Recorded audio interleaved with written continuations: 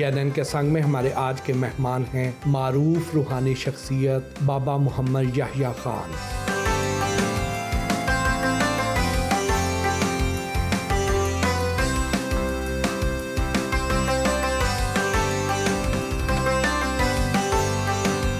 मुलाकात के लिए बाबा जी की रिहाइशगाह पर पहुंचे तो उन्होंने हमारा पुरतपाक इस्तकबाल किया। जी अस्सलाम वालेकुम बाबा जी। बिस्मिल्लाह वालेकुम अस्सलाम वरहमतुल्लाहि वबरकातुहू। कैसे हैं आप? शुक्र अल्हम्दुलिल्लाह बाबा जी, बहुत बहुत शुक्रिया, आपने हमें टाइम दिया, हम आपके अकीदतमंद। असल में भट्टी साहब ये है कि मैं समझता हूँ कि अकीदत से ज़्यादा इंसान को, अकीदत तो इंसान में भलाई पैदा करती है, कोई मजहबी रंग आ जाता है इसमें।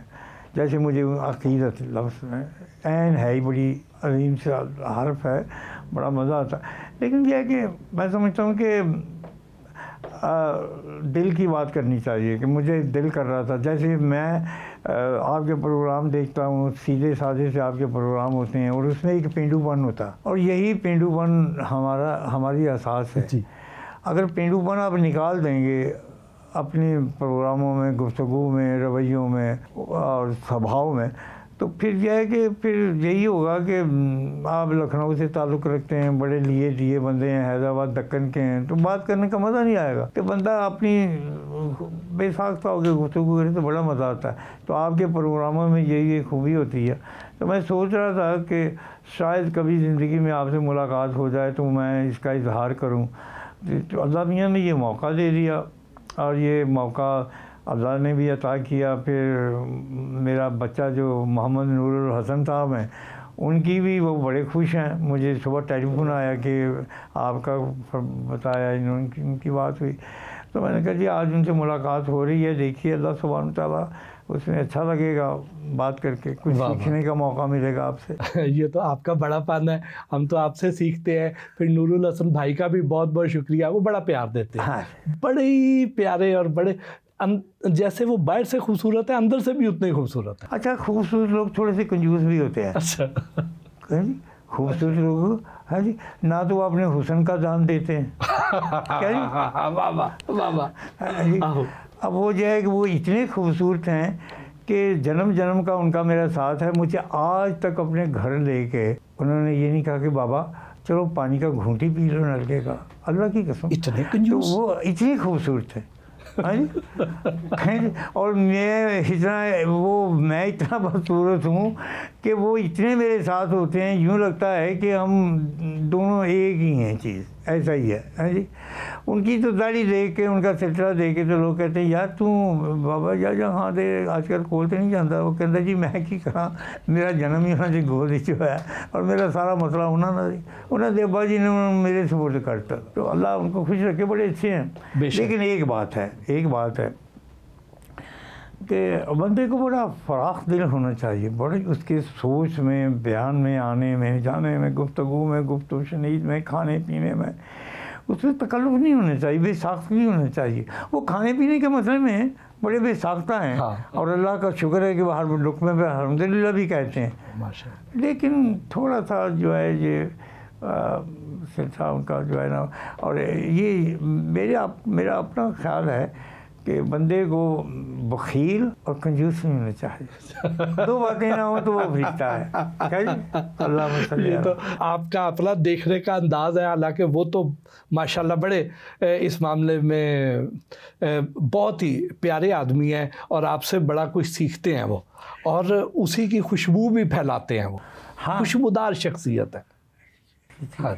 तो खुशबुओं के तोहफे दिया करो, बड़ा मज़ा आता है कि जब भी वो लगाएगा खुशबू तो रूह भी मुअत्तर हो जाएगी, तबीयत भी मुअत्तर हो जाएगी।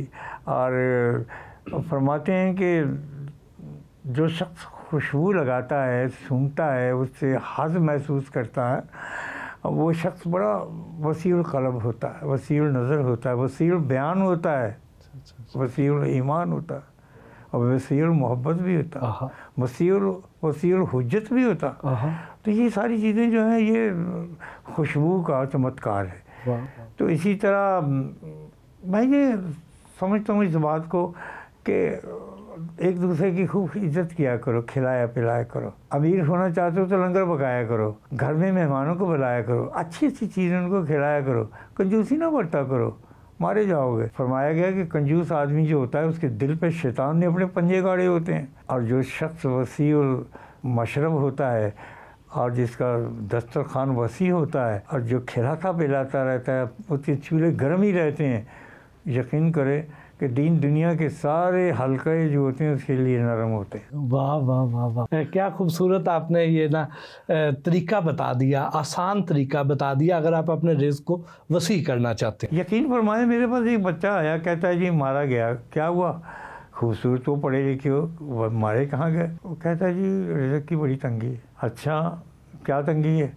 बस जी एक टाइम का है, दूसरे टाइम का नहीं। तो इसमें तुम्हारा कसूर है, देने वाला तो नहीं है, कसूर तो लेने वाले का। तू ही नादान चंद कलियों पे कनाज कर गया, वरना गुलशन में इलाजे तंगी दामा भी है। तुम्हारी वसत खुद ही कम नहीं, जेबों में तुम्हारे सुराख निकले लगे हुए हैं, झोली तुम्हारी गंदी है, नाखून तुम्हारे बड़े हुए हैं, हाँ जी, हाथ तुम्हारे अपाशों की तरह है, तुम्हें कहाँ मिलेगा? अरे देने वाला दामन भी देखता है, थाली भी देखता है, ज़रफ़ भी देखता है, ज़रूरत भी देखता है। वाह वाह वाह वाह। बाबा जी, आप हिजड़ों की बहुत इज्जत करते हैं, इस सिन्फ को आपने बड़ी तकरीम दी है, आपने उन पर किताबें भी लिखी हैं, तो क्या ख़ास बात है इनमें कि जो इतना ज़्यादा आप उनसे प्यार करते हैं? ये बात एक राज की है और एक अजीब सी बात है। अगर मैं इसको खोल के बयान कर दूँ तो कुछ मौलवी हज़रात मेरे पीछे पड़ जाएंगे कि ये फ़लसफ़ा आपने कहाँ से निकाला। वो सनाउल अज़ीम जो है, जिसको अल्लाह कहते हैं, सबसे बड़ा सनतकार, सबसे बड़ा गुजरावालिया, सबसे बड़ा गुजरातिया मालिक जो है, वही उसकी सनत बड़ी अजीम है। वो कभी कभी काम करते करते, तख्लीक करते करते, खूबसूरतियाँ बांटते बांटते, अक्लें बांटते बांटते, इल्म तकसीम करते करते, ज़रफ़ तकसीम करते हुए जब वो मौज में आता है तो एक हिजड़ा भी बना देता, वो अपना सदका निकालता। और ये मखलूक जो है, ये ऐसी एक मखलूक है कि जिसको इनकी समझ आ जाए, अल्लाह सुब्हान तआला जिसे सुझा दें, तो फिर उस आदमी के लिए किसी और चीज़ की कमी नहीं रहती। मुझे ये बताएं कि जिस रब्बुल इज़्ज़त ने अपने महबूब की तन्हाइयों और इसकी कब्र और इसकी कब्र के बाद की सारी चीज़ों का ज़िम्मेदार इनको बनाया हो, तो इनसे बड़ा और कौन होगा? वो हिजड़े ही हैं जो नबी करीम सल्लल्लाहु अलैहि वसल्लम की कब्र का देखभाल करते हैं और उनकी चादरें बदलते हैं और उनसे बातें करते हैं, उनकी खिदमत करते हैं और उनसे मोहब्बत करते हैं। वो इंसान अंदर जा ही नहीं सकता कि जो शख्स दुनियादार है और जो शख्स जिसके अंदर शहवत का तसव्वुर है, जिसके अंदर मोहब्बत का तसव्वुर है और जो अपनी सोच को कुछ बोले, इनसे ये सारे खाने निकाल के इनके, जब आप अपने घर के सारे खानों को साफ़ करके उसके अंदर मसहफ़ रख देते हैं, कुरान पाक रख देते हैं, इल्मी किताबें रखते हैं, दीनी किताबें रखते हैं। मंटो साहब की किताबें निकाल दी आपने, फैज़ साहब की शायरी को इधर निकाल के रख दिया, फराज को इधर करके रख दिया, बाबे की किताबें निकाल दी, उसकी किताबें निकाल दी, उसकी किताबें, और वहाँ पे काम की किताबें रख दी, इब्न अरबी को रख दिया, पढ़ो, रूमी राजी को रख दिया, शिराजी को रख दिया, तो साफ़ करके तो अच्छी किताबें रख दी। तो अल्लाह पाक अपने मुंतखब बंदों को साफ़ करके तो उनके ये सिलसिला जो है वो रख देगा। एक मर्द अगर अंदर होगा तो वो मर्द तो है, और मर्द तो वो है जिसके अंदर मर्दाना ताकत होती है, मर्दाना ख्वाहिशात होती हैं। तो अगर इसके अंदर ताकत है, ख्वाहिशात हैं, तो वो ना भी कुछ, तो वैसे ही वो किसी वक्त फितरी तौर पर ही उसके अंदर मर्दाना परमान निकल जाएगा बाहर, सिर्फ मुसीबत आ जाए। तो वहाँ पे हिजड़े ही हैं और वो ख़ानदान ऐसा ख़ानदान है कि जिसके अंदर अल्लाह सुब्हानहू तआला से वो ज़मीन पे पैदा होते हैं या आसमान से उतरते। एक बात, दूसरी बात जो है, इनकी दुआ और बद्दुआ लिए बगैर नहीं जाती। अच्छा। और मैं आपकी खिदमत में क्या अर्ज़ करूं, जब मैं मासूम बच्चा था तो सबसे पहला मुझे यही दिया गया फितरी तौर पर कि इनकी इज़्ज़त करनी है, इनका एहतराम करना। और एक मुअज़्ज़ज़ हिजड़े के कांधों पे एक टांग इधर एक टांग इधर, और मैं सर को ऐसे जफे मार के बाज़ार जाया करता था। वो हिजड़ा था एक जी।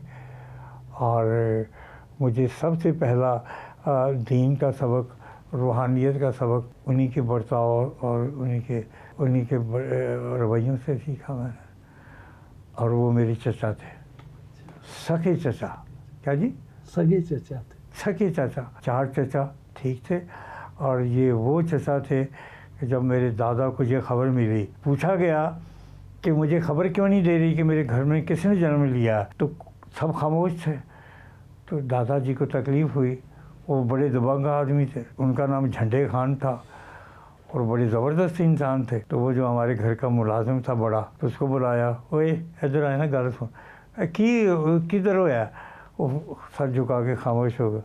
वो मरा हुआ पैदा हुआ कि हिजड़ा पैदा हुआ? उन्होंने बताया, बाबा जी, हाँ जी, बच्चा हिजड़ा पैदा हुआ, उसकी पेशाब वाली जगह नहीं। अच्छा, अल्हम्दुलिल्लाह अल्हम्दुलिल्लाह अल्हम्दुलिल्लाह। जाओ बाज़ार जाके 10 मन मिठाई लाओ, जहाँ घर में 1-1 लड्डू है वो 3-3 लड्डू भेजो, और जाके बताओ कि झंडे खां के घर में अल्लाह सुब्हान व तआला ने वली पैदा किया और उसकी निजात का सबब पैदा किया। ज़रा सोचिए, ये मकाम होता है कि वली पैदा किया, ये मकाम होता है। ये अल्लाह की वो मखलूक है कि जिन्हें अल्लाह मियाँ, जिनका अल्लाह भी मकरूज़ है। अल्लाह सुब्हान व तआला अगर अपनी मखलूक में किसी के मकरूज़ हैं तो वो हिजड़ों के मकरूज़ हैं, क्योंकि 2-4 बातें इनकी ऐसी हैं जिनका जवाब अल्लाह भी नहीं दे देते, और छुपा के रखा हुआ है जवाब। अगर दे दिया तो मसला ही ख़राब हो जाएगा, सारा बिगड़ जाएगा। हिजड़ों की तौक़ीर किया करो, इनकी इज़्ज़त किया करो, इनकी दुआएं दो। अल्लाह सुब्हान व तआला ने इनको एक ऐसी जगह दिखा दी है ज़मीन और आसमान की, अर्श का एक ऐसा नज़ारा करा दिया हुआ है, ऐसी चीज़ किया हुआ है। और फिर इनसे सवाल किया हुआ है कि ये लेना है कि ये लेना है, तो उन्होंने कहा जी ये लेना है, क्योंकि उसको हिजड़ा ही देख सकता है और उस मकाम तक हिजड़ा ही जा सकता, जिसकी जिन्स ही नहीं है कोई, ना वो मर्द है ना वो औरत है। इनसे दुआएं दिया करो, इनसे मोहब्बत किया करो, इनका एहतराम किया करो, और इनको इज़्ज़त बड़ी नज़रों से देखता हूँ।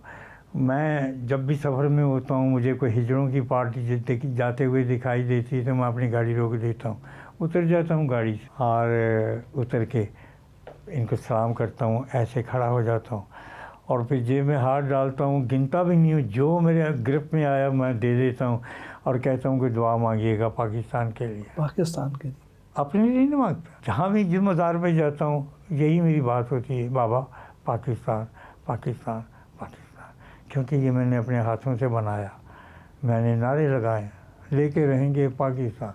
पाकिस्तान का मतलब क्या?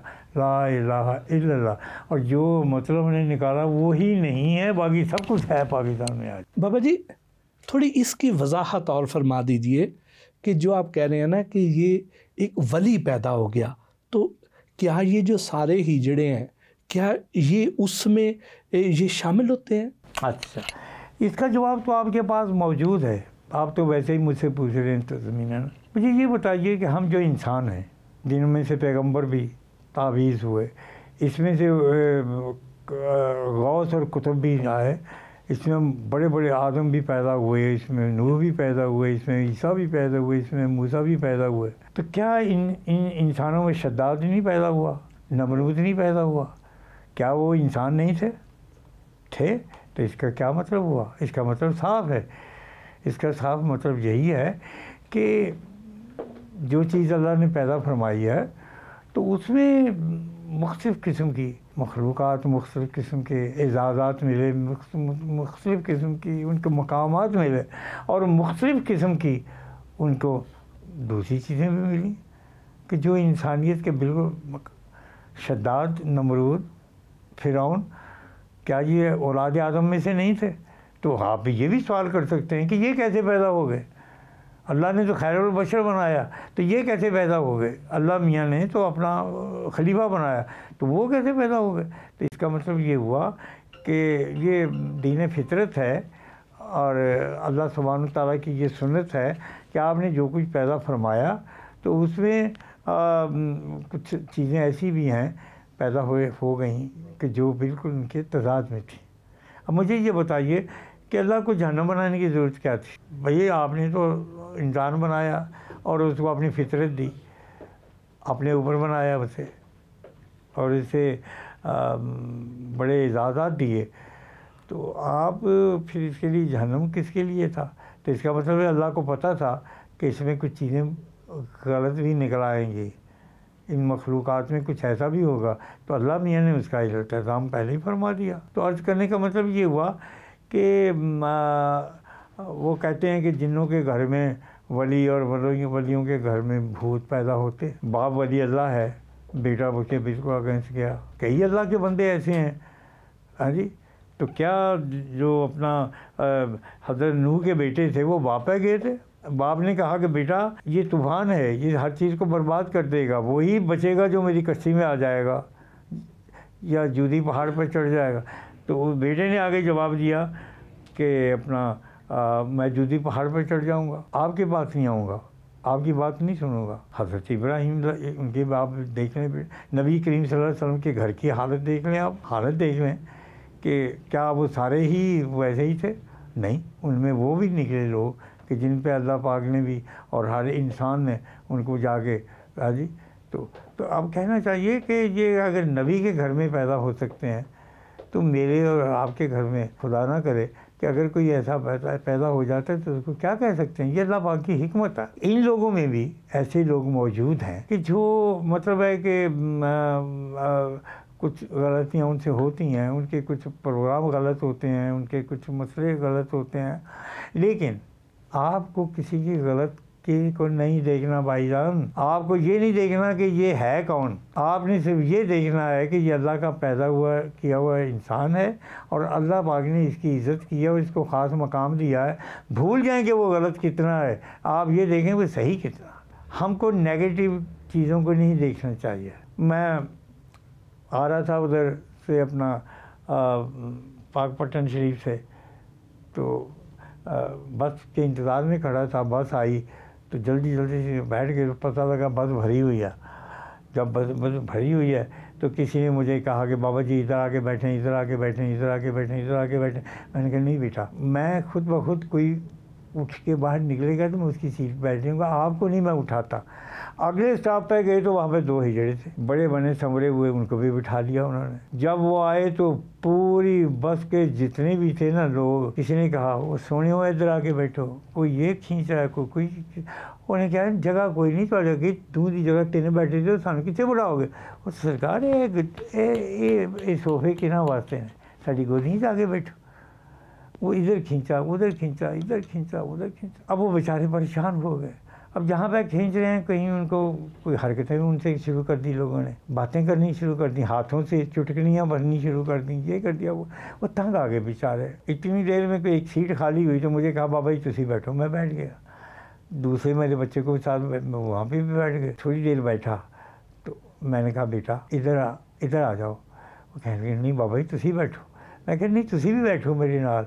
तो वो फिर भी हम बैठ गए, बिठा लिया उनको। हाँ जी, तंग हो गए बेटा। तो पीछे से देखो जी उन्होंने बाबे ने भी बहा लीजिए कोल।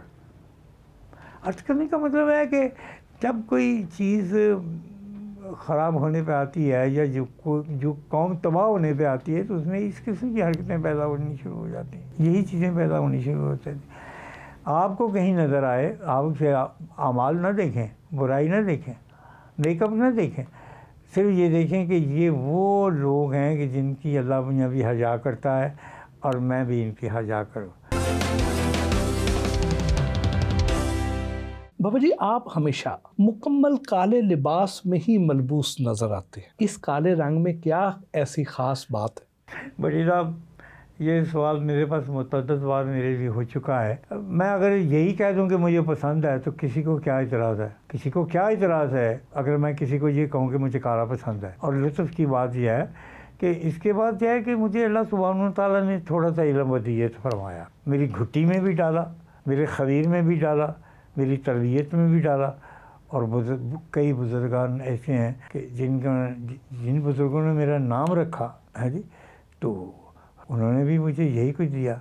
तो ये मैंने इसको ख़ुद भी जांचा, ख़ुद भी देखा दुनिया में कारक ही कारक है और कोई चीज़ नहीं है। सफ़ेदी जो है ये कोई रंग नहीं है, ये सफ़ेद रंग नहीं है। इस सफ़ेद को आप पकड़ लें, 10 साल के बाद ये काला क्या हुआ होगा। तो जो जिस चीज़ के पास दायमियत है, जो दायमी चीज़ है, जिसके पास ज़िंदगी है अभी की, कल की, परसों की, सारे रंगों को मिक्स कर दें, किसी ड्रम में डाल दें, डाल के उनको मिक्स कर दें, काला निकलेगा, ठीक हो गया। इंसान को जला दें, काला निकलेगा। लकड़ी को जला दें, काला हो जाएगा। दुनिया भर की हर चीज़ का अंत जो है वो काला है। और जब कुछ नहीं था तो कालक थी। अभी एक ये अल्लाह मियाँ ने ये खेल नहीं रचाई थी, ये काम नहीं किया था तो काली थी। पानी था, कतरे थे, कालक थी और सन्नाटा था। बात ख़त्म हो गई यहाँ पर। तो यह है कि जो लोग मतलब इसको 100 का रंग कहते हैं, ये कहते हैं शियों का रंग है, 100 का रंग है, नहीं, इसमें बड़ा सुकून है। ये ऐब छुपाने वाला रंग है और ये अच्छा लगता है। बाबा जी, आप इस उम्र में भी इतने चाको चौबंद और तवाना दिखाई देते हैं, और कभी आप हॉस्पिटल नहीं गए हैं। आपकी इतनी अच्छी सेहत का राज क्या है? मुझे कल का पता नहीं क्या होता है। मैं कभी थाने नहीं गया, किसी अदालत को मैंने अंदर से नहीं देखा। फिल्मों में देखा है जज को बैठे हुए, लेकिन मैं खुद नहीं गया कभी। जाने का इत्तेफाक नहीं हुआ, ताकि कई जज, कई वकील, कई बड़े बड़े लोग जो हैं, मेरे बच्चे हैं, मेरे वाकफ हैं, मेरे दोस्त हैं, मेरे पास भी आते हैं, मेरे बच्चे हैं। तो मैं इन जगहों पे नहीं गया, तो मैं अब क्या करूं। अब अगर आप किसी ऐसे आदमी से बात करें कि भाई यार तू कभी यरूशलेम गया, वो कहे केड़ी जगह है जी, और यरूशलेम यार जिथे उत्थे चल जाओ, कहेगा जी मैं नहीं गया उत्थे अज। उन्होंने ये सवाल कि तू क्यों नहीं गया और की वजह ना जानती, नहीं उसे नसीबा च नहीं जाना उत्थे, वो चीज़ ऐसी चीज़ है। जैसे मैं दवाएं नहीं लेता, नहीं खाता, भागता हूँ, बड़ी मजबूरी में कोई मुझे खिला पिला दे तो मैं ले लेता हूँ। तो इसी तरह मुझे शुगर है। किसी ज़माने से मैं नहीं मानता था कि मुझे शुगर है, मैं जानता ही नहीं था। तो मुझे बताया गया कि मुझे आपको शुगर है और आपने इंजेक्शन लेने हैं और आपने ये दवाएं खाने हैं, ये चेक करने किया। तो मैं आज तक मैंने अपनी शुगर चेक ही नहीं की कभी ज़िंदगी के अंदर, और तस्लीम ही नहीं किया कि मैं शुगर का मरीज़ हूँ। वो जो मैं टीका लगाता हूँ ना, वो मैं दरअसल डिज़ाइन मारता हूँ। डिज़ाइन ये मारता हूँ कि मैं टीका दे के इधर, मुझे उसकी आदत हो गई, मुझे वो अच्छा लगता है, इसलिए कि उस दर्द की बजाय मुझे लगाने में मज़ा आता है। मैं देखता हूँ कि सुई पूरी की पूरी अंदर चली जाती है और मुझे दर्द नहीं होता। ये वजह क्या है? मैं उसकी वजह तलाश करते करते आज मुझे 30 वर्ष हो गए हैं कि मैं वो टीका ही लगा रहा हूँ। जब रात खुल जाएगा तो मैं इसको भी छोड़ दूँगा लगाना, और फिर वो मुझे टीका बड़ा अच्छा लगता है, बड़ा प्यारा है। फिर मैं ये देखता हूँ कि वो जो इतनी बारीक सी सुई है कि बाल से भी बारीक है, मैं कहता हूँ कि उसके अंदर भी सुराख है। वो सुराख डाला कैसे गया है? केड़ा वर्मा जी ने उन्हें सुराख किया? मैं असल में इन चीज़ों के जवाब के लिए फिर मैं ये चीज़ें छोड़ता नहीं और लगाता रहता हूँ। तो बाकी देख लीजिए, खजाब मैंने कभी नहीं लगाया, बाल मेरे नेचुरल हैं, ऐसे ही हैं। तो मैं इनकी तरफ ध्यान ही नहीं देता। जब आप ध्यान देंगे ना कि बाल आपके सफ़ेद हो गए हैं, आप कमज़ोर हो गए, या आप मोटे हो गए, या आप बीमार हो गए, तो तब आपको ये चीज़ें तंग करेंगी। तो जब मैं अपने आप को मुर्दा तस्लीम ही नहीं करता या एक ज़िंदा तस्लीम नहीं करता इन चीज़ों को, और मैं एक ऐसी ज़िंदगी बसर करता हूँ कि जिनमें ये सोच विचारें ख़त्म है। खाने का मुझे होश नहीं, पीने का मुझे होश नहीं, बच्चों का मुझे होश नहीं, कारोबार का मुझे होश नहीं, पैसे का मुझे होश नहीं। आप हैरान होंगे कि मेरे जैसा बंदा आपको पाकिस्तान में सिवाय मेरे और को मिलेगा ही नहीं। पूछिए क्यों? मेरा एड्रेस ही कोई नहीं। क्या जी? मैं कमेटी नहीं किसी पाई जी, मैं किसी कुड़ी नाल इश्क नहीं करता, मैं किसी के पैसे नहीं देना। क्या कहते? हूँ मैं खाने की ज़रूरत नहीं, मैं कपड़े की लोड़ कोई नहीं। ऐसा बंदा पाकिस्तान तुहानू मिलेगा कोई? बिल्कुल नहीं है।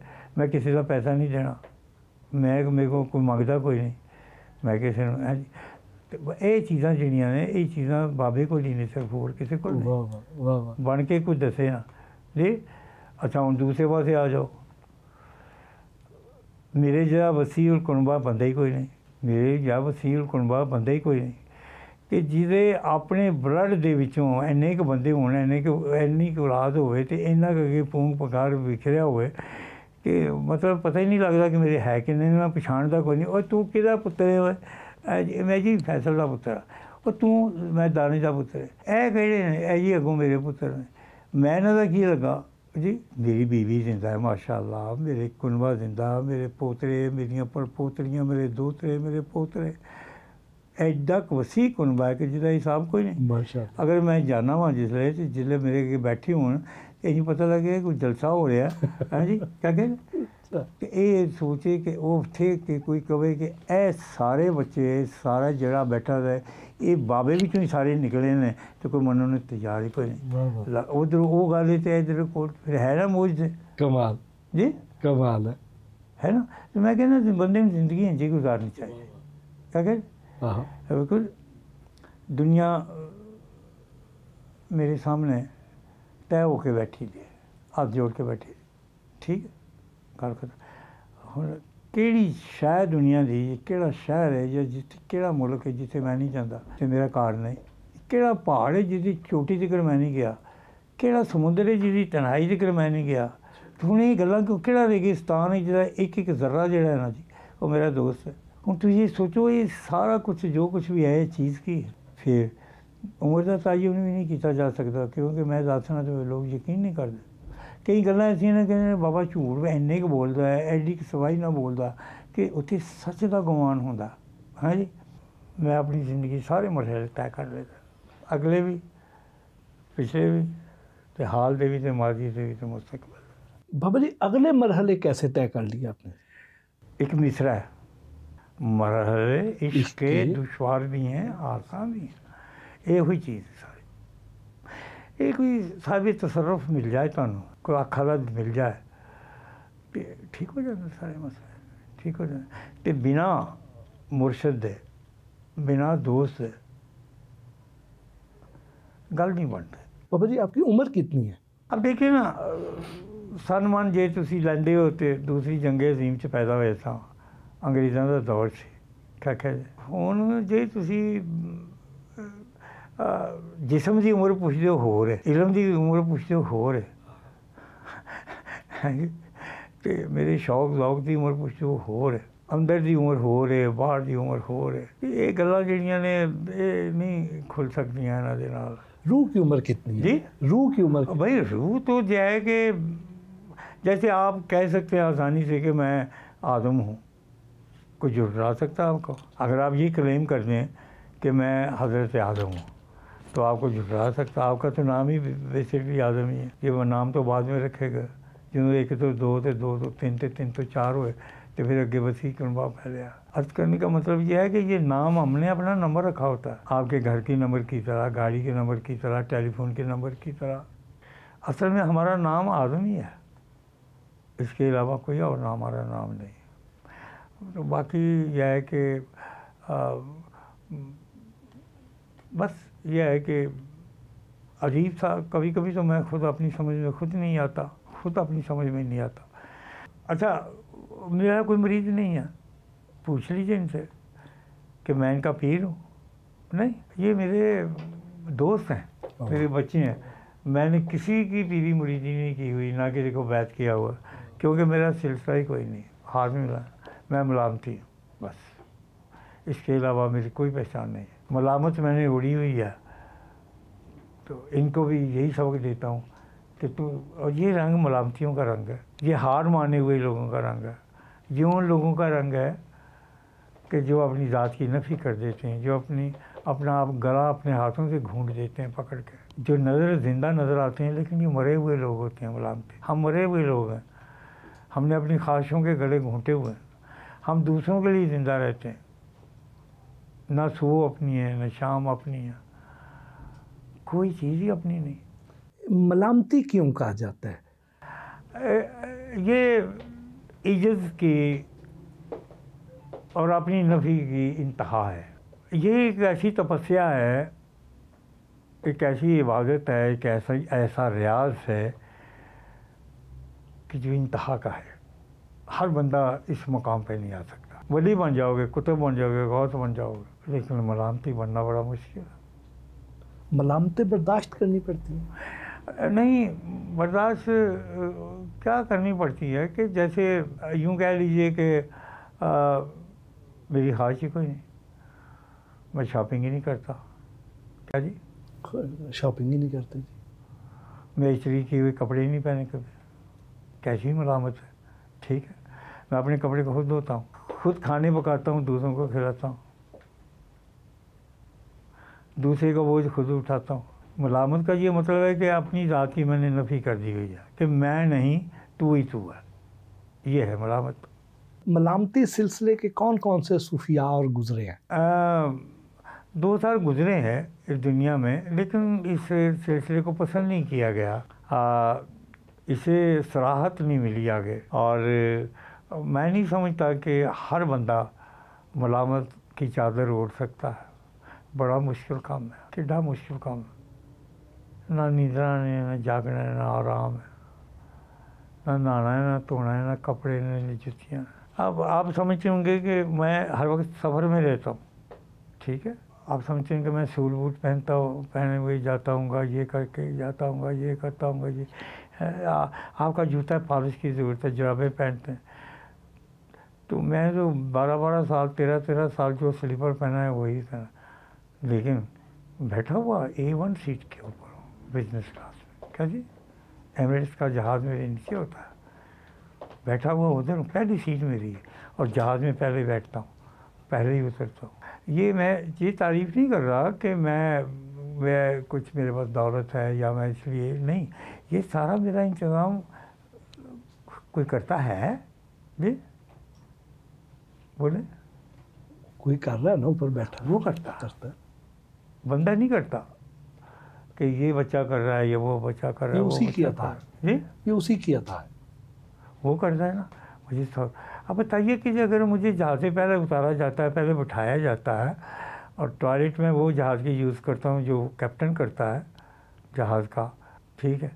मेरा खाना, मेरा आना, मेरा आराम, मेरी बेड बिछाया जाता है, मैं सोया हुआ अमेरिका जाता हूँ DC, उसमें मैं उतरता हूँ, तो मेरा इंतज़ार क्या कर रहे होते हैं लोग, ठीक है। और मज़े की बात है कि मेरी कोई नहीं, मुझे बड़े पैसे चढ़ जाएंगे, मेरी कोई इमिग्रेशन नहीं होती, कोई मुझे पूछता नहीं, कोई सिलसिला नहीं होता, और मुझे कोई क्वेश्चन नहीं किया जाता मुझसे।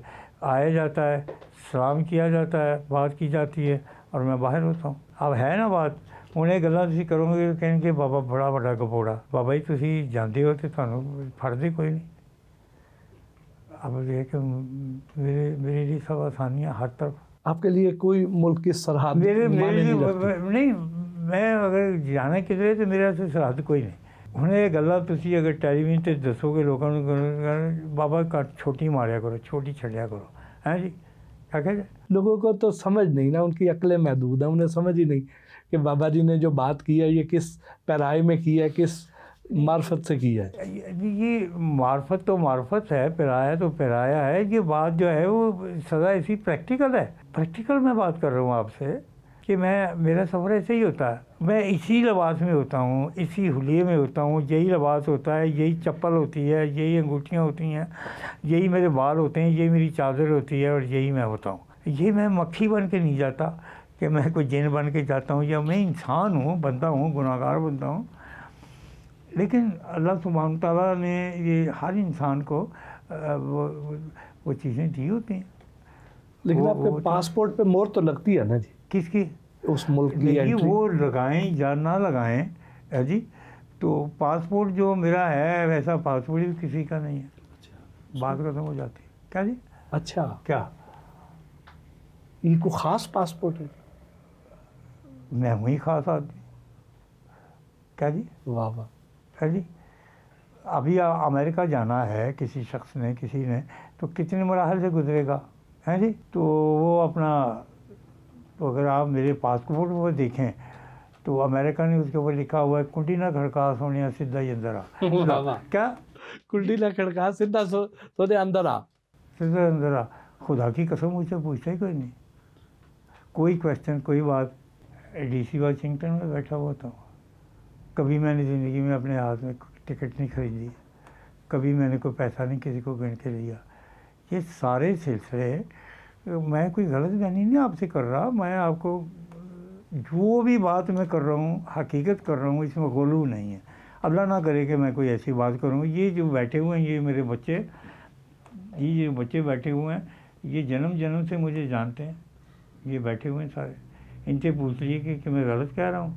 इनसे पूछिए कि जब मैं, ये रावलपिंडी के बच्चे, इनसे पूछिए कि जब मैं अमेरिका से, रशिया से, कनाडा से, सिडनी से, और जब मैं इस्लामाबाद आता हूँ तो इनसे पूछिए क्या होता है। वहाँ के सबसे बड़े अफसरों ने मेरा सामान पकड़ा होता है और मेरे साथ बाहर आते हैं और मुझे क्या जी, इनसे पूछिए, इनसे पूछें कि ये जब मुझे लेने आते हैं तो कभी ऐसा हुआ है कि मैं सामान अपने हाथ में पकड़ा हुआ हो, क्या जी। और बिल्ले लगे हुए हैं, वर्दियाँ पहनी हुई, सब बड़े बड़े अफसर मेरे पीछे होते हैं। बाबा जी, आप पाकिस्तान में तो लोग आपको पहचानते हैं, तो गोरे भी ऐसे ही करते हैं यार। मैं की करा उन्होंने मुसीबत पा देंगे तो ये गल्लां करके इन्होंने बच्चों के सामने गल्लां जिन्हों के सामने करना पे इन्होंने पूछो कि बाबा जी गलत कह रहे हैं कि सही कह रहे हैं। वो कहते हैं जी बाबा जी आते हैं किधरे किधरे ना ये खड़ोते हैं ना किधरे बहते, सीधा आते हैं समान दूसरे ने पड़े होंगे बाहर आ जाते। दसो उन्हें इन्होंने पूछो कि मैं झूठ बोल रहा हूँ? यकीनन नहीं जी, यकीनन नहीं। तो मैं उत्थे भी जाना, उत्थे भी मेरे नाल हो जाता, उत्थे भी हो जाता। तो ये मुमकिन है ऐसा उसी की बात। हाँ, तुम ये ना कहो कि मैं ना छोटियां छड्डो, ज़्यादा बड़ियां ना करो। तुम क्या कहते सानू तो लगता तुम डस्के का प्राचा हस्पताल अखां का नहीं देखा तो तुम DC चंद की गल कर दो। क्या कहते लोगों को नहीं समझना जी, है नहीं, लोगों को नहीं, अंदाज़ा ही नहीं है। और वहाँ पे जाता हूँ तो वहाँ पे क्या होता है ये तो अभी मैंने बताया नहीं है ना। बाबा जी, हाँ, आप यरूशलेम भी गए, कुदरतुल्लाह शहाब के साथ गए, एक बार गए या एक से ज़्यादा बार गए? मैं उन्होंने रात ही लिया था तो मैं उत्थे जाके किसले रात रहना वा, उत्थे रह कोई नहीं सकता। बैतुल मकदस की मैं गल करना पाया तो मैं उन्होंने गलियां इंज ही फिरना जिस मैं इत्थे फिरना, तो मैं उत्थे जा तो मैनू तो कहते ही कुछ नहीं। क्या कह अच्छा जी। एक बार मैं एक बच्चा लान लैके गया, मैं अपना कि मेरे नाल चलो यार, क्योंकि मैंने अलाउ है कि मैं एक बच्चा नाल लैके जा सकना एज ए खिदमतगार, क्योंकि मैं बीमार आदमी हाँ, मुझे जरूरत पैंदी है। वो मैं नाल लैके गया तो कहने का मतलब है कि वो जाते हैं, बच्चे भी नाल जाते हैं, लेकिन है कि लुत्फ की गल है कि मैं उत्थे जिसले जाना तो एवं नहीं जाता। उत्थे तो मैं जी फिरना जिस तरह मैं इतने मंटो पार्क ही फिरी दा है जी, तो हेठा भी जाना वा जिथे नबी करीम सल्लल्लाहु अलैहि वसल्लम का सिलसिला दीवारे गिरिया के नाल तो मैनूं बड़ी मुहब्बत है। हाँ जी, तो उत्थे मैं हुना इंज ही हाँ, और सारे पता होंगे बाबा पाकिस्तानी है तो बाबा मुसलमान है, यह भी पता। अच्छा, तो उत्थे मेरी वीडियो बड़िया मेरी तस्वीर आई ने जड़ियाँ उत्थे वायरल हुई ने दीवारे गिरिया नाल हेठां जाके उत्ते जाके। हुण सवाल है कि कोई पाकिस्तानी होवे ते वो तो जा ही नहीं सकता, पाकिस्तानी जा ही नहीं जा सकते, पासपोर्ट पे ही मना है हमारे तो। पासपोर्ट ही नहीं दे, हाँ नहीं देने। बाबा जी, एक तरफ सूफीज़म, एक तरफ थिएटर, एक तरफ सिनेमा। देखिए माफ़ कीजिएगा, मैं आपकी खिदमत में अर्ज करूँ तो क्या मैं अगर सूफी हूँ तो थिएटर में मैं काम करता हूँ तो मुझे थिएटर क्या कहते हैं, तू नहीं आ सकता इतने, तू काम नहीं कर सकता। आप हैरान हुए इस बात से कि मैंने थिएटर में जो काम किया सारा सूफीज़म पे किया। मैंने अगर जो काम किया है तो कहीं मैं बुला बना हुआ हूँ, कहीं मैं वारिस बना हुआ हूँ। मैंने जो किरदार किया अल्लाह के बंदों का किया और सूफीज़म का किया। आज आखा वारिस शाह नूं यहाँ सूफी तबस्सुम साहब ने बनाया पाकिस्तान में, इसको उनके बेटे ने बनाया। अब वो ड्रामा जो है वो पाकिस्तान में यहाँ पे अफजाल अहमद ने ये किरदार किया। अब वही किरदार मैं वही ड्रामा को मैं इंग्लिस्तान में दुनिया भर में करता हूँ। जो अफजाल साहब ने किरदार किया वही किरदार मैं करता हूँ, बाकी सारे उधर पहुँच जाते हैं जी। और हम इसको नई टेक्निक से करते हैं। मुझे आसमानों से तारों के ज़रिए उतारा जाता है मेरी रूह को, और मैं आके देखता हूँ कि मेरे ज़माने में इश्क क्या था, उसका तसव्वुर क्या था, उसका मानी क्या थी, और आज क्या है। मैं एक बाग में मैं उतरता हूँ। अच्छा, लुत्फ़ की बात है कि ये सारे मैंने काम किए वहाँ पे। हाँ जी, ऑन द रिकॉर्ड चीज़ें हैं, ये सारे काम मैंने किए हैं। और जहाँ भी मैंने ये काम किया, पाकिस्तान में किया, वहाँ पे भी किया, मैंने पूरे किसी काम में मेकअप नहीं किया। दाढ़ी मेरी ओरिजिनल, बाल मेरे ओरिजिनल। और मैं हज पे जा रहा था और ये ड्रामा भी मैं उधर कर रहा था और मैं 3 दिन लेट गया, लेकिन ये काम मैं करके गया। मेरी दाढ़ी भी वैसे ही थी, मैंने लिबास भी अपना वैसे ही पहना हुआ था, मैंने किसी से मुस्तार नहीं लिया। ये ड्रामा किया मैंने, कमाल अहमद रिजवी का ड्रामा किया मैंने, ये काम किया, सूफी तबस्सुम साहब का किया सिलसिला। तो ये काम मैंने जो किए हैं वो मैं अब टेलीविज़न के सामने बैठ के आपसे बातें कर रहा हूँ। हाँ जी, तो ये काम मैंने किया। तो मैंने तो, लेकिन लगती ये बातें अजीब व गरीब सी लगती हैं कि बाबा जी एक शख्सियत इतनी चाहते, अजीब सा लगता है ना। वही ना, अदाकार भी, अदाकार क्या है कि मैंने फिल्में बनाई, मैंने गीत लिखे खत्तात फिल्मों भी, के, मैंने फिल्में बनाई, मैंने फिल्मों में काम किया है जी। मैंने शान को अपनी फिल्में में लिया, मैंने रीमा को लिया, मैंने और बड़े बड़े एक्टर मेरी फिल्मों में रहे, मैंने काम किया। मेरा दफ्तर था शाहनूर में बाकायदा। शौकत हुसैन रिजवी और शाम को मेरे पास बैठा हुआ था, हसन अस्करी मेरे पास बैठे हुए होते थे, ये सारे मेरे दोस्त हैं। बाबा जब आपने हज किया, हज में कोई एक बार थोड़ा किया, तो आपने वहाँ पे एहराम पहना या ये काले लिबास? एहराम मैं पहनता था। क्यों छेड़ रहे हैं आप मुझे, क्यों आप मेरा नाज कर रहे हैं और अपना भी अपना सिलसिला करेंगे भाई। मैंने हज को एक इस उम्र में शुरू किया था या उम्रा करना शुरू किया, मैं तो छोटा था तो मैंने जाना शुरू किया। मैं 7 साल जाता रहा हूँ, मैं मदीना शरीफ के अंदर नहीं गया, नबी करीम सल्लल्लाहु अलैहि वसल्लम के रोज़े पे नहीं गया, बाहर ही घूमता था। और ये अरबी मुझे पता है क्या कहते थे, इधर दिमाग ख़राब है बस ऐसे ही उंगली से इशारा करता, बाहर चक्कर लगाता। उस वक्त मदीना ऐसा नहीं था, ना बाहर इतनी बिल्डिंगें थी, ना इतने सिलसिले थे, वहाँ पे झोंपड़े होते थे। और मक्का भी ऐसा नहीं होता था। मक्के के सेंध में खड़े हो के मैंने बाहर पहाड़ों के ऊपर ऊँटों को देखा है। तो कितने ज़माने पहले की बात है ये, तो कई दिहाइयाँ पहले की बात है ना। और खाने काबे के अंदर ये रवशनी बनी होती थी, इसमें कंकरियाँ पड़ी होती थी और रास्ते को थोड़ी सी जगह पक्की होती थी, और बाकी सारी कंकरियाँ वो होती जो शैतान को मारते हैं, वो कंकरियाँ ला के इधर डाल दी जाती थी। और मैं उस कुओं तक भी गया हूँ जहाँ पे आज तक गया ही कोई नहीं, आबे ज़मज़म के उन कुओं को, वहाँ पे बाकायदा मैं उतरा हूँ नीचे। तो और बहुत सी चीज़ें मैं बताऊँगा तो काम ख़राब हो जाएगा। बाबा जी थोड़ा माजी का सफ़र करते हैं, बचपन का। आप हज़रत अल्लामा इकबाल की दुआ से पैदा हुए? मैं उनकी दुआ से पैदा हुआ, उनकी इजाज़त से पैदा हुआ और उनके आनत से पैदा हुआ। मेरी कोई मेरे बाप के नसीबों में औलाद नहीं थी। ये अल्लामा साहब ने वालिद साहब को बताया था कि पठाना तू जाके ना अपना ज़िक्रिया सुन्नत ज़िक्रिया ते अमल कर। अल्लाह ने कहा कि मैंने इस बुढ़ापे जो बोल दे जिस तू ज़िक्रिया में दिता था या और मैं उसका नाम भी या रखूँगा, और तू फिर उसे फजीलत अता फरमा, तू इल्म अता फरमा, तू उसे बुजुर्गी अता फरमा। ये सारी चीज़ें मुझे उधर से मिली। आपकी मुलाकात हुई कभी अल्लामा इकबाल से? अल्लामा साहब से अब यह है कि जब मैं पैदा हुआ तो मैं 7 दिन का था तो मुझे उनकी गोद में डाला गया। क्या जी? 7 दिन के थे और मेरी दादी माँ ने मुझे उनकी गोद में डाला था, अल्लामा इकबाल, अल्लामा साहब के। और जो बच्चे करते हैं वो मैंने उनकी गोद में कर दिया। तो अल्लामा साहब ने अपने फिर मुलाजिम से कहा, यार जाके ना तो इन चुक तो जाके नाल गाल कड्डी मन चुक इन तो जाके तो इन को पुराने से कपड़ा लिया के ना तो ठीक ठाक करके ना, तो फिर मुझे उठाया गया है जी।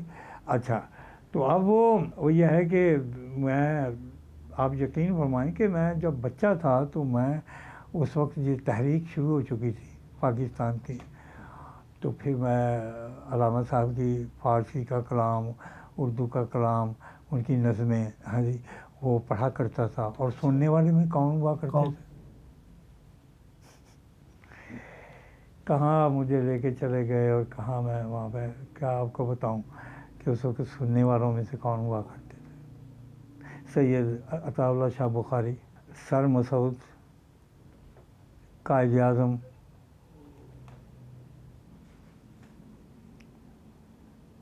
मौलाना अज़हर अली अज़हर, अहरार के सबसे बड़े लीडर, उस ज़माने के जितने भी बड़े बड़े लोग थे उन सबको, गांधी जी, पंडित जवाहरलाल नेहरू, ये सारे लोग जो थे ना जी, इनको मैंने देखा, इनसे हाथ मिलाए, इनसे बात की। कायद-ए-आज़म के साथ कोई याद है? जी, मैंने वो बताया ना जी कि वो जब वो आए थे तो सियालकोट में मौला बख्श का तालाब है, तो उसमें वो खुश्क है, तो उसके अंदर जलसे हुआ करते थे, तो हमारे घर के सामने से गुजरा कर, हमारे घर के करीब ही है। तो वो यह है कि मुझे दरवाजे, आराशी दरवाजे पर चढ़ा दिया कि जब कायद-ए-आज़म की कैटलॉग नीचे से गुजरे तो आपने ऊपर से अमन की फाख्ता घुग्गियाँ कबूतर जड़े ने नीचे उनके ऊपर छोड़ने हैं। मैं पतला दुबला था, चिमट मेरे अंदर ज़्यादा थी, तो मुझे चढ़ा दिया गया। वो गेलियाँ जो थे, कपड़ा शपड़ा काज पत्तियाँ पेट के मसनूई फूल छोल ला के, तो मुझे छुपा दिया गया, कैमोफ्लेज कर दिया गया, और बूट का शूज़ का एक डिब्बा दे दिया गया गत्ते का जिसमें बूट होते हैं, तो उसमें वो डाल दी घुग्गियाँ, तो कहा कि एज ले आने तो इन्होंने फिर उत्ते सुटना।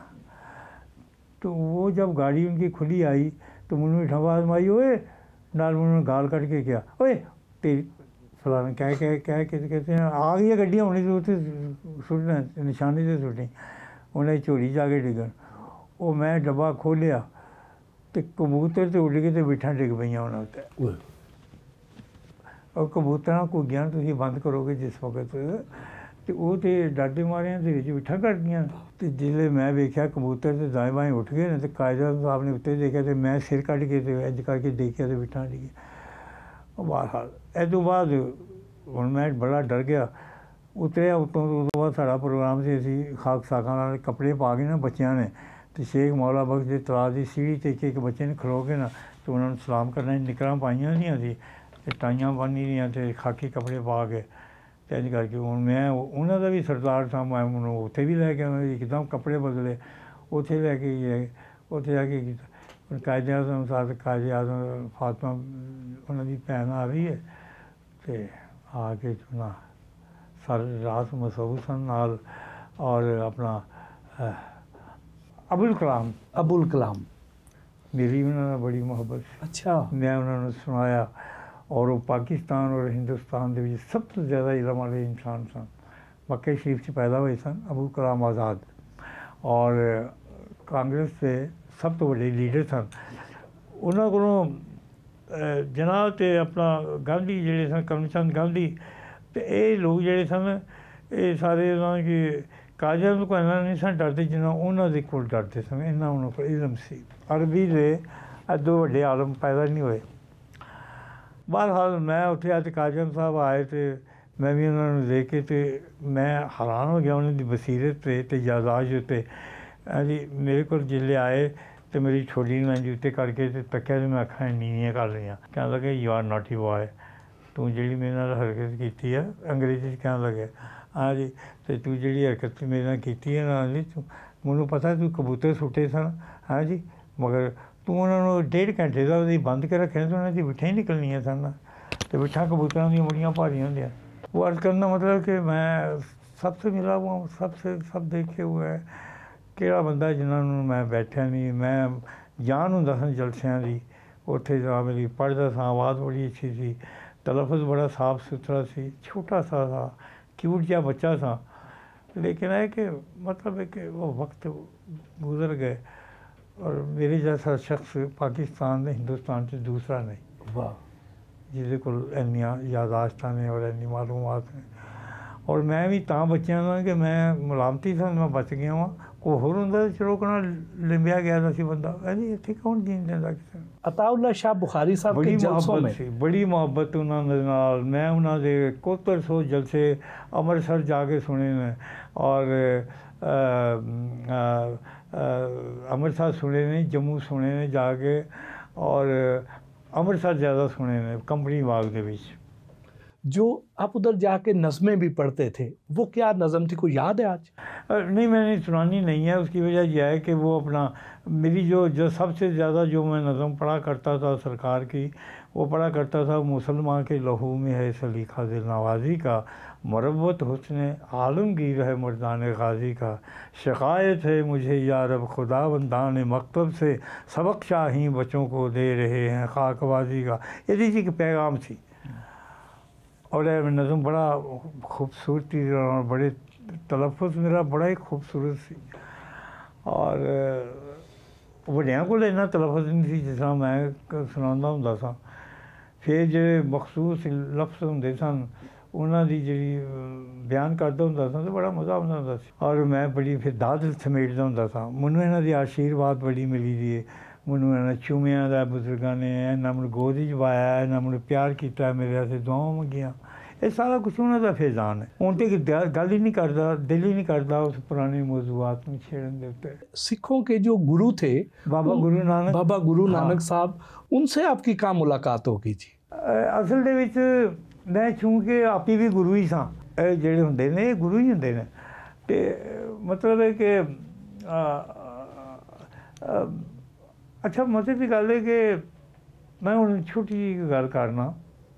ਪਿਛਲੇ ਦਿਨਾਂ ਦੇ ਵਿੱਚ ਇੱਕ ਬੱਚੇ ਨੇ ਮੈਨੂੰ ਲਾਲ ਜਿਹਾ ਇੱਕ ਐਡਾ ਇੱਕ ਪੀਸ ਦਿੱਤਾ। ਉਹ ਪਲਾਸਟਿਕ ਸੀ ਜਾਂ ਕੀ ਸੀ ਜਾਂ ਜੋ ਕੁਛ ਵੀ ਹੈ ਸੀ ਜਾਂ ਕੋਈ ਜੌਹਰ ਸੀ, ਅਤੇ ਉਹਦੇ 'ਚ ਮੈਂ ਖੂਬੀ ਦੇਖੀ ਹੈ ਕਿ ਉਹ ਚਮਕਦਾ, ਲਾਟਾਂ ਮਾਰਦਾ, ਬੜਾ ਲਾਈਟ ਦਿੰਦਾ। ਮੈਂ ਦਿਲ 'ਚ ਸੋਚਿਆ ਕਿ ਅਗਰ ਇਹ ਜੋ ਕੁਛ ਵੀ ਹੈ ਵੇ ਇਹਦੇ ਸੀਨੇ ਦੇ ਅੰਦਰ ਕੋਈ ਚੀਜ਼ ਹੈ ਨਾ ਜਿਹੜੀ ਬਾਹਰ ਨਿਕਲਦੀ ਹੈ, ਜਿਹੜੇ ਅੱਖਾਂ ਨੂੰ ਖੀਰਾ ਕਰਦੀ ਹੈ, ਇਹ ਕੋਈ ਚੀਜ਼ ਹੈ ਨਾ। ਅਤੇ ਫਿਰ ਮੈਂ ਕਹਿੰਦਾ ਕਿ ਜੇ ਬੰਦੇ ਦੀ ਬਣਾਈ ਦੀ ਚੀਜ਼ ਇੰਨੀ ਹੋ ਸਕਦੀ ਹੈ ਤਾਂ ਅੱਲਾ ਦੀ ਬਣਾਈ ਹੋਈ ਚੀਜ਼ ਦੇ ਵਿੱਚ ਖੈਰਗੀ ਨਹੀਂ ਹੋ ਸਕਦੀ, ਉਹਦੇ 'ਚ ਵੀ ਚਮਕ ਦਮਕ ਜਿਹੜੀ ਉਹ ਹੋ ਸਕਦੀ ਹੈ। ਮੈਂ ਦਰਅਸਲ ਇਸ ਤਰ੍ਹਾਂ ਦਾ ਬਚਪਨ ਦੇ ਵਿੱਚ ਜਾਂ ਹੁਣ ਤੱਕ ਮੈਂ ਇੱਕ ਐਸਾ ਇੱਕ ਸਟੋਨ ਹਾਂ, ਇੱਕ ਐਸੀ ਇੱਕ ਚੀਜ਼ ਹੈ ਕਿ ਜਿਹਦੇ ਵਿੱਚੋਂ ਇਹ ਚੀਜ਼ਾਂ ਬਾਹਰ ਨਿਕਲਦੀਆਂ ਨੇ ਖੁਦ ਬ ਖੁਦ। ਮੈਂ ਦਬਾ ਕੇ ਵੀ ਰੱਖਾਂ ਤਾਂ ਖੁਦ ਬ ਖੁਦ ਨਿਕਲ ਜਾਂਦੀਆਂ, ਧੱਕਾ ਮਾਰ ਕੇ ਬਾਹਰ ਨਿਕਲ ਜਾਂਦੀਆਂ। ਮੈਗਨੇਟ ਨੂੰ ਤੁਸੀਂ ਛੁਪਾ ਲੁਕਾ ਨਹੀਂ ਸਕਦੇ, ਤੁਸੀਂ ਇਹਨਾਂ ਨੂੰ ਲੋਹੇ ਦੇ ਵਿੱਚ ਨਹੀਂ ਕਿ ਲੈ ਕੇ ਆਸਾਨੀ ਨਾਲ ਜਾ ਸਕਦੇ, ਚਮੜ ਜਾਏਗਾ ਕਿਤੇ ਨਾ ਕਿਤੇ। ਉਹਦੀ ਜੋ ਚੀਜ਼ ਮੇਰੇ 'ਚ ਵੀ ਇਹੋ ਚੀਜ਼। ਔਰ ਮੇਰੇ 'ਤੇ ਵੀ ਬਜ਼ੁਰਗਾਂ ਦੇ ਪਹਿਰੇ ਸਨ, ਮੇਰੇ 'ਤੇ ਬਜ਼ੁਰਗਾਂ ਦੀ ਨਜ਼ਰ ਸੀ, ਮੇਰੇ 'ਤੇ ਬਜ਼ੁਰਗਾਂ ਦਾ ਸਿਲਸਿਲਾ ਸੀ, ਅੱਜ ਤੱਕ ਮੌਜੂਦ ਹੈ। ਅਤੇ ਮੈਂ ਇਹਨਾਂ ਚੀਜ਼ਾਂ ਨਾਲ ਉਡਿਆ ਫਿਰਿਆ। ਤਾਲੀਮ ਤਾਂ ਹੈ ਨਹੀਂ ਸੀ, ਯਾਨੀ ਤੁਸੀਂ ਇਹ ਕਹਿ ਲਓ ਕਿ ਮੈਂ ਅਨਪੜ੍ਹ ਆਦਮੀ ਹਾਂ, ਸਕੂਲ ਕਾਲਜ ਨਹੀਂ ਗਿਆ। ਲੇਕਿਨ ਇਹ ਵੀ ਕਿ ਮੇਰੀਆਂ ਕਿਤਾਬਾਂ ਜਿਹੜੀਆਂ ਨੇ ਉਹ ਦੁਨੀਆ ਦੀਆਂ ਯੂਨੀਵਰਸਿਟੀਆਂ 'ਚ ਪੜ੍ਹਾਈਆਂ ਜਾਂਦੀਆਂ ਨੇ। ਮੇਰੀਆਂ ਕਿਤਾਬਾਂ ਉੱਤੇ MPhil ਅਤੇ PhD ਦੀਆਂ ਡਿਗਰੀਆਂ ਲੋਕਾਂ ਨੇ ਲਿਖੀਆਂ ਨੇ, ਬਣਾਈਆਂ ਨੇ ਅਤੇ ਕੱਢੀਆਂ ਨੇ। ਮੈਂ ਯੂਨੀਵਰਸਿਟੀ ਦੇ ਵਿੱਚ ਬੜੇ ਬੜੇ ਮੁਲਕਾਂ ਦੇ ਵਿੱਚ ਜਾ ਕੇ ਉੱਥੇ ਜਾ ਕੇ ਸਪਿਰਿਚੁਅਲਿਜ਼ਮ ਬਹੁਤ ਸਾਰੇ ਮਸਲਿਆਂ ਦੇ ਵਿੱਚ ਸੁਸਾਇਟੀਆਂ ਦੇ ਵਿੱਚ ਜਾ ਕੇ ਮੈਂ ਲੈਕਚਰ ਦੇਣਾ, ਮੈਂ ਜਾ ਕੇ ਉੱਥੇ ਗੱਲਬਾਤ। ਇਹ ਸਾਰੀਆਂ ਚੀਜ਼ਾਂ ਜਿਹੜੀਆਂ ਨੇ ਉਹ ਮੈਨੂੰ ਬਜ਼ੁਰਗਾਂ ਦਾ ਫੈਜ਼ ਸੀ ਜਿਹੜਾ ਮੈਨੂੰ ਮਿਲਿਆ, ਜਿਹੜੇ ਮੇਰੇ ਪਿੱਛੇ ਚੱਲਿਆ ਅਤੇ ਮੈਨੂੰ ਮੇਰੇ ਵਿੱਚੋਂ ਬੋਲਦਾ। ਜਿਸ ਤਰ੍ਹਾਂ ਮੈਂ ਕਿਤਾਬਾਂ ਲਿਖੀਆਂ ਨੇ ਅਤੇ ਮੇਰਾ ਅਗਰ ਮੇਰੀ 'ਚ ਇੰਨਾ ਇਲਮ ਹੁੰਦਾ ਤਾਂ ਮੈਂ ਐਸੇ 100 ਕਿਤਾਬ ਲਿਖ ਦੇਣੀ ਹੋਣੀ ਸੀ। ਲੇਕਿਨ ਨਹੀਂ, ਮੈਨੂੰ ਜਿਸ ਵੇਲੇ ਇਜ਼ਨ ਮਿਲਿਆ ਬਾਬਾ ਜੀ ਕੋਲੋਂ ਕਿ ਤੂੰ ਲਿਖ, ਹੁਣ ਆ ਜਾ, ਛੱਡ ਲੰਡਨ ਨੂੰ ਛੱਡ ਕੇ ਆ ਅਤੇ ਕਿਤਾਬਾਂ ਲਿਖ। ਅਤੇ ਇਹਨਾਂ ਦੇ ਵਿੱਚ ਉਹ ਬੱਚੇ ਬੈਠੇ ਤੇ ਇੱਕ ਦੋ ਹੈ ਨੇ ਕਿ ਜਿਹੜੇ ਉਸ ਵਕਤ ਹੀ ਮੌਜੂਦ ਸਨ ਜਦੋਂ ਮੈਂ ਕਿਤਾਬਾਂ ਨੂੰ ਲਿਖਿਆ। ਅਤੇ ਫਿਰ ਮੇਰਾ ਕੋਠਾ ਸੀ ਇੱਥੇ, ਮੇਰੀ ਜਾਇਦਾਦ ਸੀ ਕਾਫੀ, ਔਰ ਅਤੇ ਇੱਕ ਮੇਰੇ ਕਮਰੇ ਦਾ ਨਾਂ ਕਾਜਲ ਕੋਠਾ ਸੀ ਜਿਹਦੇ 'ਤੇ ਮੈਂ ਲਿਖਿਆ। ਅਤੇ ਫਿਰ ਉਸ ਕਿਤਾਬ ਦੇ ਵਿੱਚ ਫਿਰ ਮੈਂ ਆਪਣੇ ਗਿਰਦ ਬੱਚੇ ਆਪਣੇ ਮਤਲਬ ਦੇ ਇਕੱਠੇ ਕੀਤੇ ਜਿਹੜੀ ਮੇਰੀ ਹੈਲਪ ਕਰ ਸਕਦੇ ਸਨ, ਕਿਉਂਕਿ ਇਹ ਕਿਤਾਬ ਜਿਹੜੀ ਸੀ ਇਹ ਜਦੀਦ ਖਤੂਤ ਉੱਤੇ ਆ ਰਹੀ ਸੀ। ਇਹਦੇ ਵਿੱਚ ਕਿਤਾਬ ਦੇ ਫਨ ਨੂੰ ਜਾਂ ਇਹ ਕਿਤਾਬ ਦੇ ਮਾਮਲਾਤ ਨੂੰ ਜਦੀਦ ਤਰੀਕਿਆਂ ਦੇ ਵਿੱਚ ਮੈਂ ਲਿਆਉਣਾ ਚਾਹੁੰਦਾ ਸਾਂ, ਕਨਵਰਟ ਕਰਨਾ ਚਾਹੁੰਦਾ ਸਾਂ। ਉਹ ਮੋਟੇ ਕਾਗਜ਼ ਦੇ ਵਕਤ, ਮੇਰੇ ਵਕਤ ਹੀ ਮੋਟੇ ਕਾਗਜ਼ 'ਤੇ ਕਿਤਾਬਾਂ ਹੁੰਦੀਆਂ ਸਨ, ਐਡਾ ਮੋਟਾ ਕਾਗਜ਼ ਹੁੰਦਾ ਸੀ, ਉਹਦੇ 'ਤੇ ਕਿਤਾਬਾਂ ਲਿਖੀਆਂ ਹੁੰਦੀਆਂ ਸਨ। ਅਤੇ ਮਸਤਰ ਉੱਤੇ ਲਿਖਿਆ ਜਾਂਦਾ ਸੀ, ਪੀਲੇ ਕਾਗਜ਼ਾਂ ਦੇ ਵਿੱਚ पेंट रेंज करके छापते सन, फिर आते सन। ये किताबां जिहड़ियां सन ये जदीद खतूत से शाया हो रही सन, और कुछ आई मीन कि इन्हां किताबां दे विच इन्हां नूं कुछ नए अंदाज दे विच लिया के ते इन्हां दे विच कुछ होर भी मसले सन। एनीवे वो फिर बाबा जी ने फिर बंदे इकट्ठे कीते। मैं फिर अपनी किताबों 'ਚ लिखिया भी है। तुसीं जिहड़ियां दूसरियां किताबां ने उन्हां दे इकतसाबात पढ़ो, उन्हां 'ਚ मैं लिखिया कि किताबां हाशा मैं नहीं लिखियां, हथ मेरा इस्तेमाल जरूर होया, टाइम भी मेरा इस्तेमाल होया, रस्मुल खत भी मेरा इस्तेमाल होया, मगर पिछे स्टोरी कोई होर सी। उन्हें दुनिया इन्हां गल्लां नूं समझदी कोई नहीं। वो जिन्हें किताबां दे परमिट ले वो लिख लईआं, तो उदों बाद फिर मैं एक होर किताब दा परमिट लिया, बड़ी वड्डी किताब दा, जिहड़ी मेरी हुण छप रही है, वड्डी एडी मोटी किताब, जिहदी 24,000 रुपया मैं 25,000 रुपया की कीमत होएगी जी। वो मार्केट ही नहीं, ऑर्डर से मिलेगी किताबें जी। अगर इजाज़त दें तो नाम मैं शेयर कर दूँ? नहीं नहीं, अभी बस छोड़ दें। अच्छा, वो सिलसिला जी है। वो फिर किताबां फिर वो किताबां फिर पाकिस्तान के सब तो बड़े पब्लिशर ने, और मेरी शरायत उत्ते कि इनू अडेक्ट कोई नहीं करेगा, ਇਹਦਾ लफ्ज़ कोई तब्दील नहीं करेगा, ਤੁਹਾਡੀ नज़र 'ਚ गलत है तो ਉਂਝ ਹੀ ਰਹਿੰਦੇ ਹੋ ਜਿੱਦਾਂ ਮੇਰੇ ਜਿੰਨਾ ਲਿਖਿਆ ਗਿਆ। ਇਹ ਸਾਰੀਆਂ ਸ਼ਰਤਾਂ, ਕਾਗਜ਼ ਹੈ ਹੋਵੇਗਾ, ਗੱਤਾ ਹੈ ਹੋਵੇਗਾ, पेपर है होएगा, लिखा होएगा, रंगत है होएगी, डिज़ाइन है होएगी, इनकी कोई चीज़ तरमीम नहीं होएगी, एज इट इज़ इन छापे जाए। वो फिर तां जाके फिर किताबां छपियां, किताबां छपियां ने, तो फिर पब्लिशर के भी वारे न्यारे हो गए। उन्होंने भी अल्लाह ने बड़ी इज्जत दी है, उन्होंने बड़ी मेरी मदद की है और बड़ा मेरा ख्याल किया है, और अज तक बड़ा ख्याल करते हैं।